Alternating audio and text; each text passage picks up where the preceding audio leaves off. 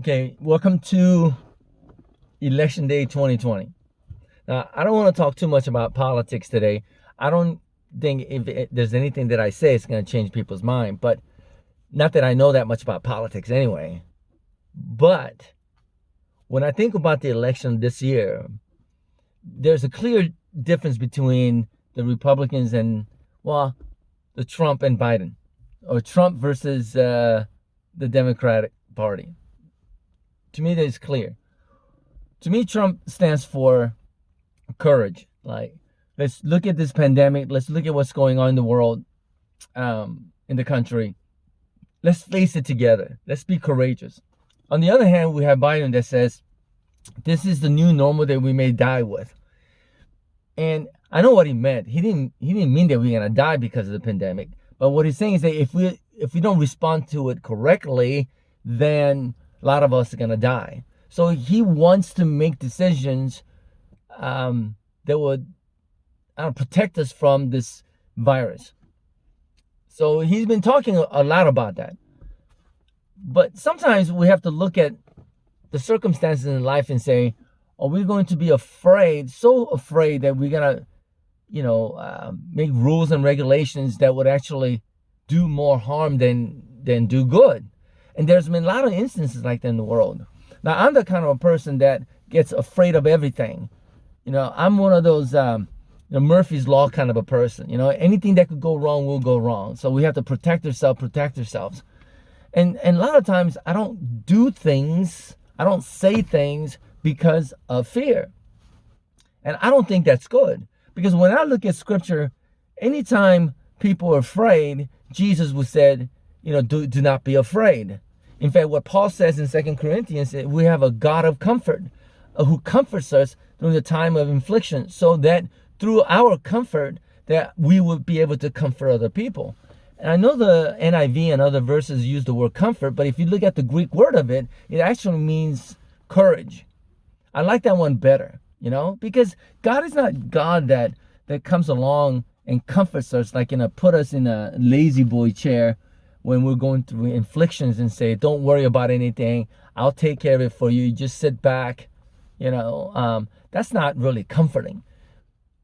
What the Spirit does is gives us the courage to face the circumstance, the afflictions in life, and go through with it, right?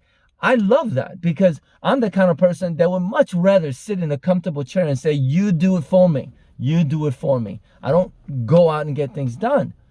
And it seems like that's the difference between Trump and Biden. One says, let's do it together. I will do whatever I can to help you to face the afflictions in life and help you to get it through. Where the other person says, don't worry about anything. There are other resources out there. You just relax, sit down, and I will provide everything for you. That's what it seems like. And although I would much rather sit in a lazy boy chair and have somebody else serve me, it just makes a lot more sense for myself as a human being, as a person, to be given an opportunity or a tool to just go out there and face realities or life, afflictions or not. Let's run the race. Let's go and get things done or live a life.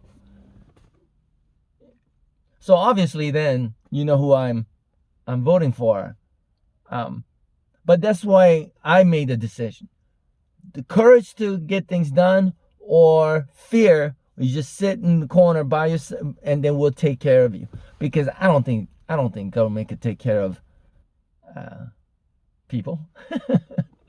I don't know how you can do it. It actually makes things a lot worse. But I think the reason why the politicians do use fear is because fear works. I mean, we've been doing it for a long time. I look at Christianity. Ever since I was a little kid, all they said was, if you're bad, you're going to go to hell.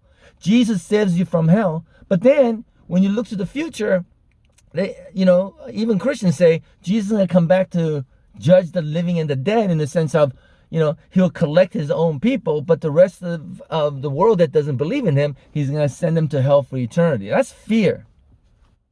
What about climate change?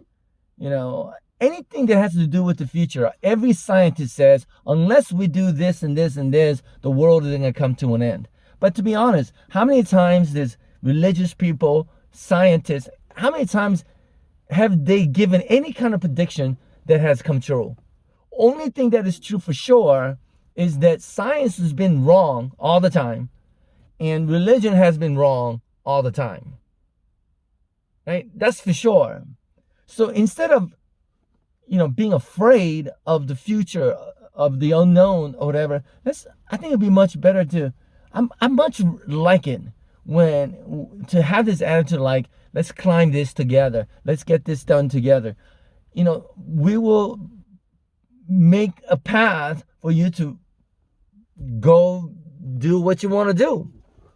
That sounds much, much better to me. That sounds more American to me, because that's the idea that I had as a young boy coming to America, thinking this is a land of opportunity. Don't stop me. Let me just go and try to get things done. I think that's what Trump stands for. Right? Well, we get to find out later on today what kind of attitude America has today. Are we the kind of person that if we don't get what we want, we just scream and shout and burn things down?